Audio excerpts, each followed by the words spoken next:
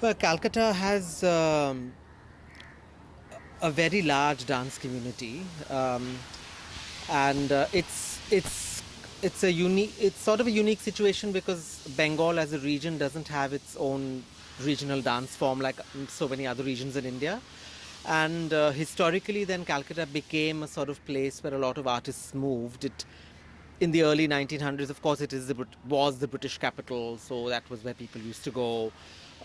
Plus, Bengalis tend to have a soft corner for art and culture, and it did become quite early on a center for experiments in dance. Rabindranath Tagore was also working with dance in the 1920s. Dance was and still is quite a central part of the university that he set up for us outside Calcutta.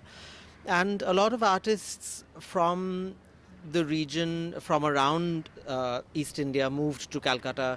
So you have a lot of Manipuri, a lot of Odissi, and also Kathak from the classical. So you have all the classical forms that are represented there, and also the regional folk, what we call the folk forms like Chao or Rai Beshe, and the more martial art forms.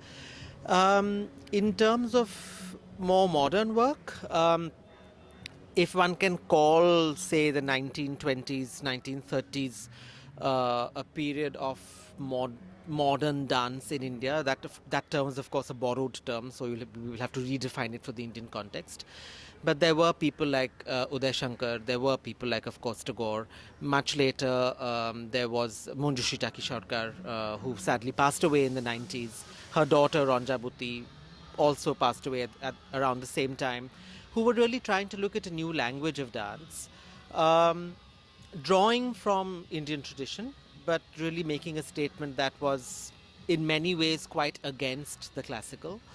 Um, so you did have quite a history of playing around with form, a history of asking questions about dance within a context of general quite high level discourse around art in all forms. Today, the city unfortunately has that's all sort of a bit nostalgic now.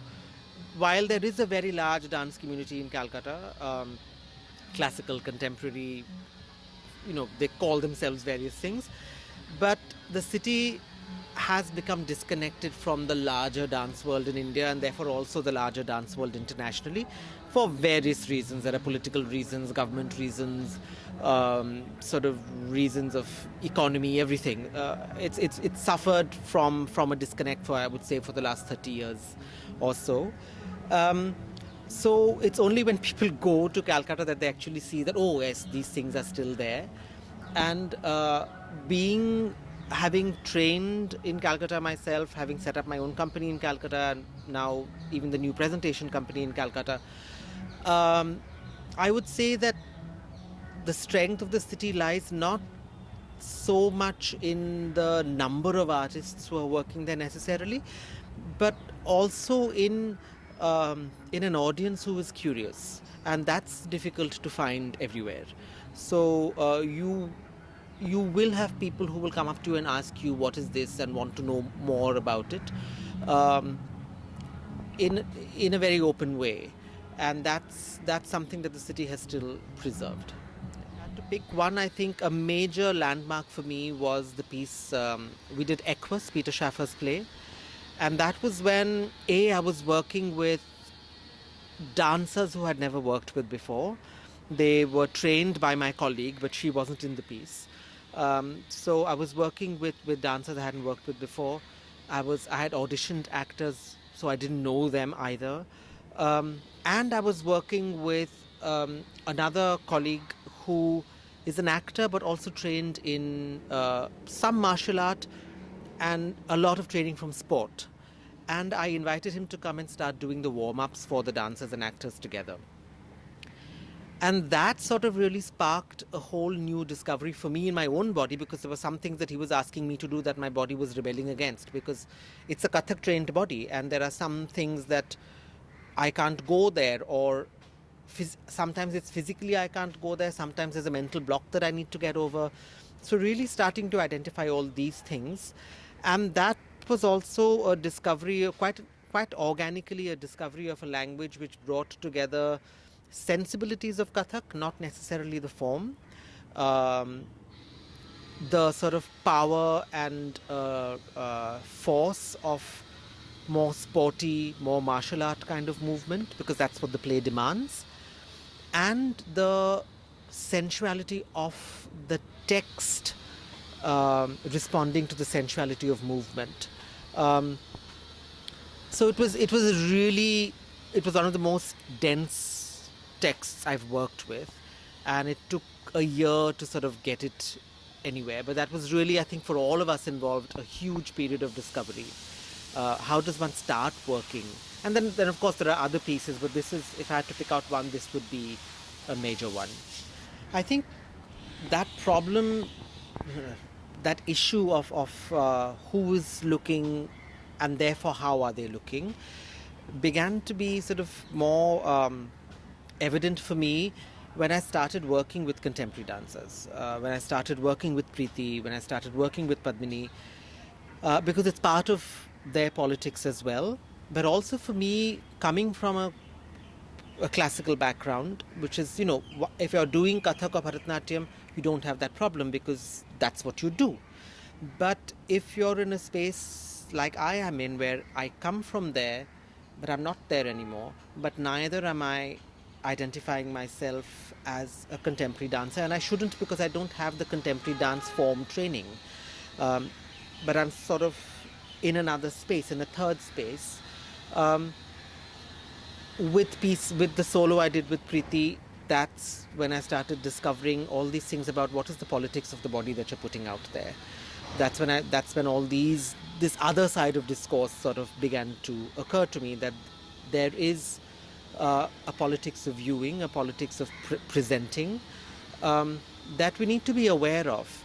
And what began to be clear to me is, not only abroad, but even within India, when people are curating, if it's, say, a government dance festival, which is what we usually have, I mean, not usually, but that's most of the festivals in India are government run, the curation there is quite thoughtless in a sense, because you're just programmed as a part in 3 artists in an evening, no technical time, all those issues are there.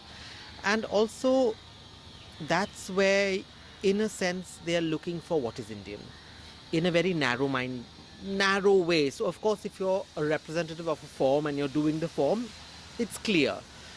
If you're doing experimentations, how far is that experimentation allowed to go before it becomes something that you cannot program in that festival? That's a question. I don't have the answer, but that's definitely a question.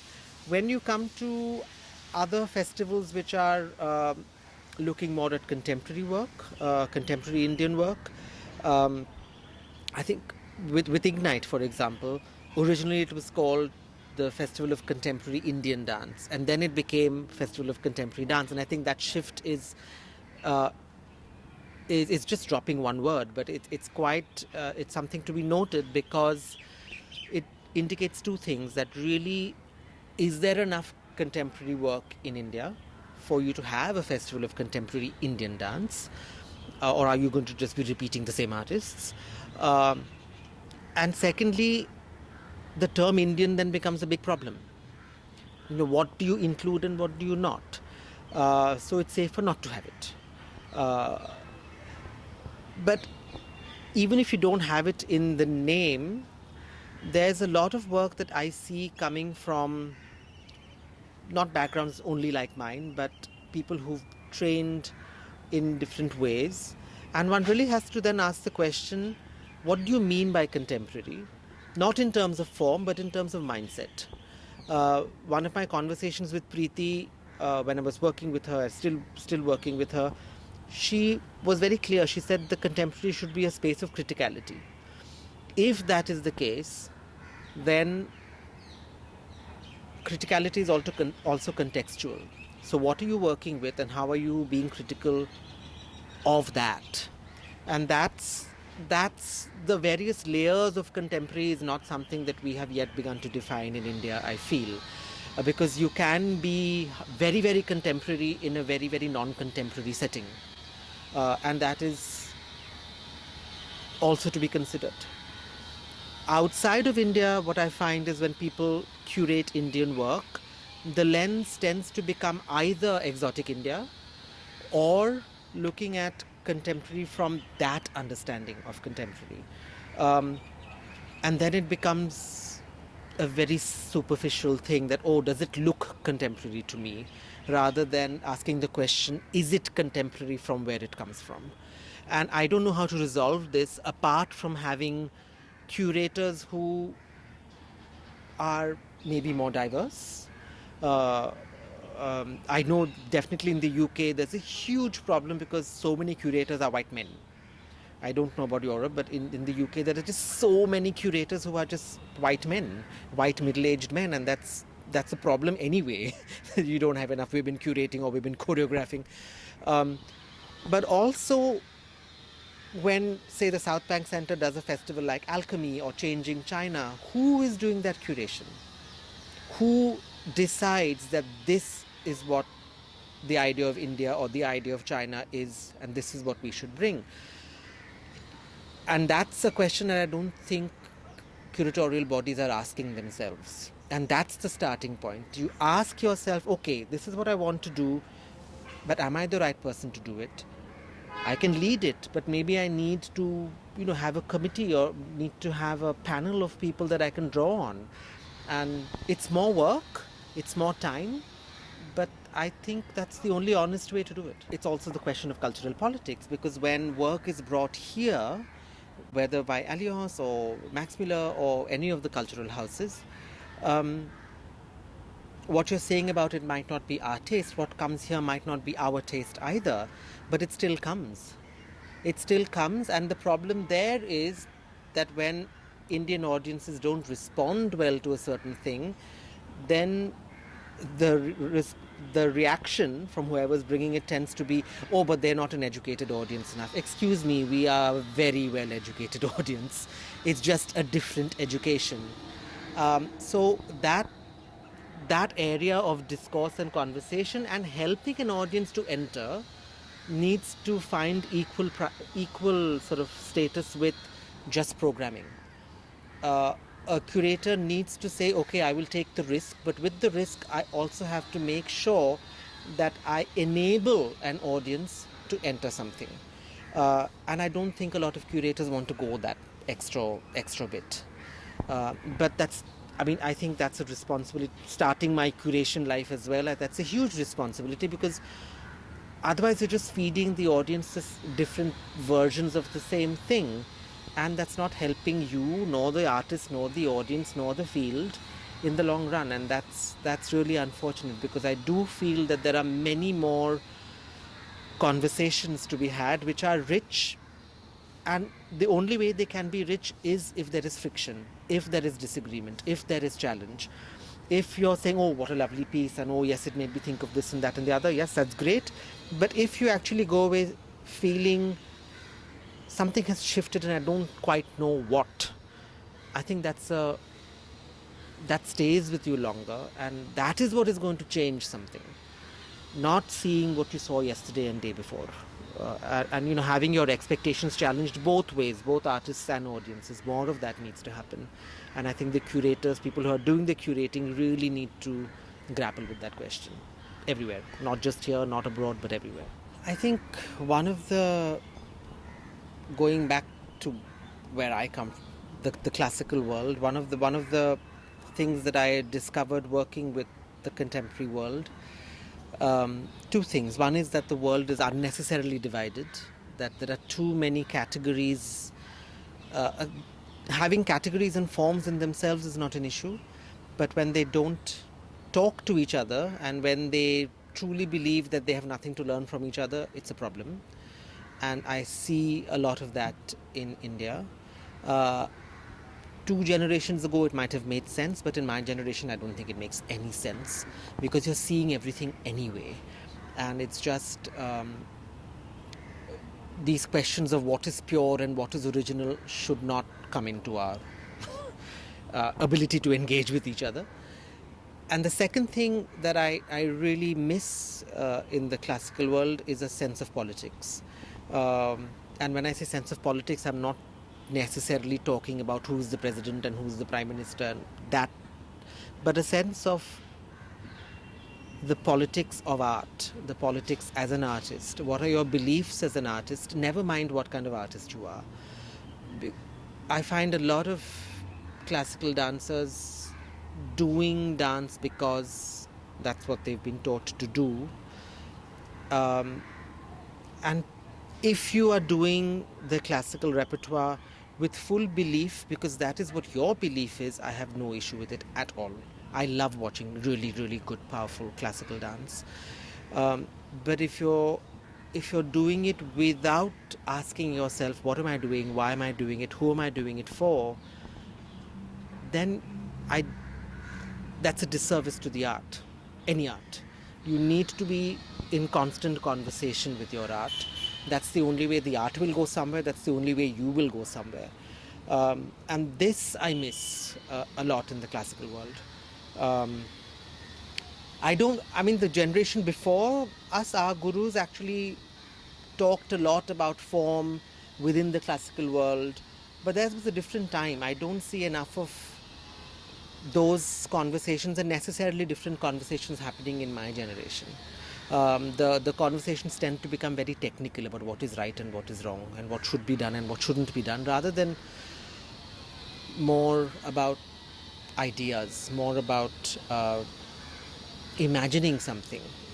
And I really find that. I find that in the contemporary space, I find that in the experimental space, but I really would like to see and hear a lot more of that kind of conversation in the classical dance space. And living in Calcutta, it may be that this is my experience only from the classical dance world in Calcutta. Maybe in other parts of India it's completely different, because I can't speak for the whole country.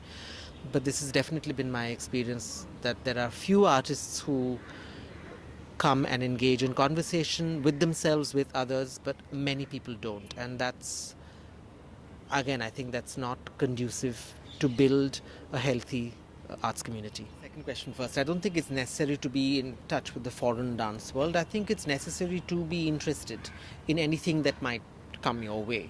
For me, I want to work in an international context, so that's come from my desire to engage with other countries.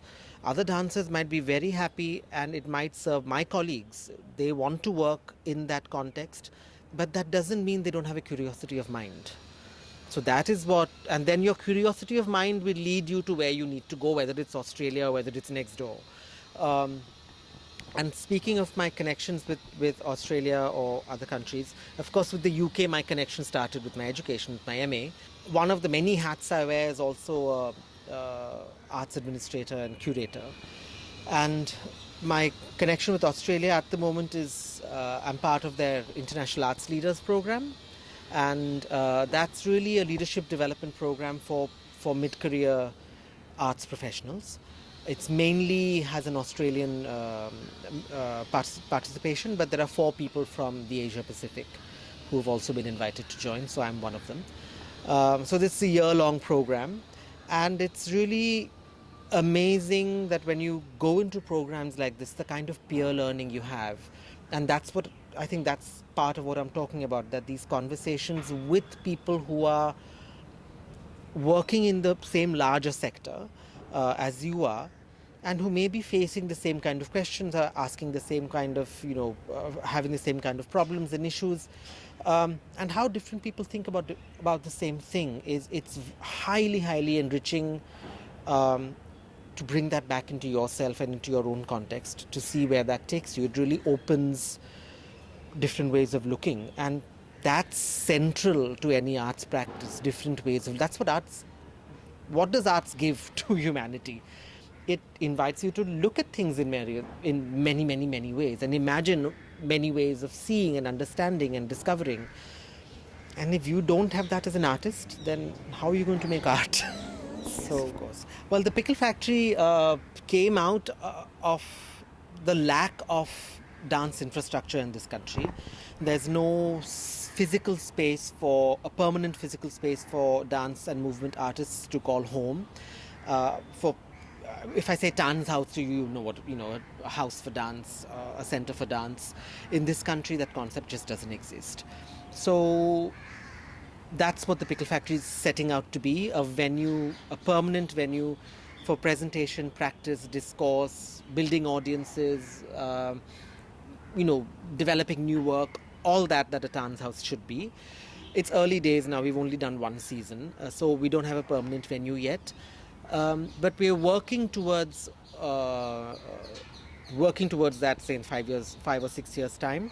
And what we're doing now is really being very careful about what we curate and how we curate it, so that we are addressing practice and discourse simultaneously, and really building each thing that we do really builds, whether it's through performance or through discussions or whatever it is that we're doing, or workshops.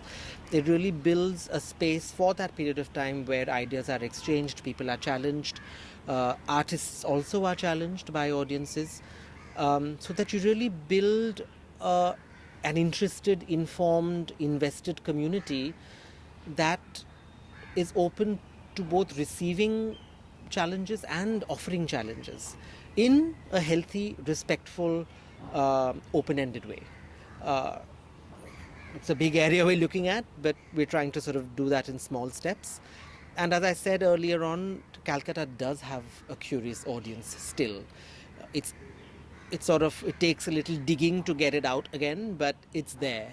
And we have received great feedback from the artist community, and also, I'm happy to say, critical feedback, that people who've come to our first season have written back to us saying, yes, great, this was fantastic, that was fantastic, but.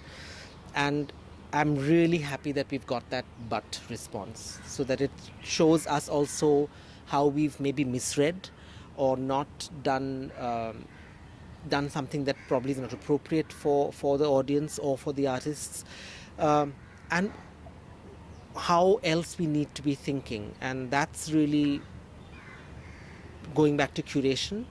If we can develop that sort of an open space where people can come up to us and tap us on the shoulder and say, yes, great, but that's what I would like the Pickle Factory to ultimately be. And our focus is East and Northeast India, but wanting to work regionally, nationally, internationally, so that we're really connected to dance houses across the world. And that's begun to happen because of my international connections. And yeah, people, I think, are now looking back at Calcutta, because not just the Pickle Factory, there are also other small initiatives that have happened in other fields, and that's one of Calcutta's strengths. Small things work, big things don't. Wake up the beauty.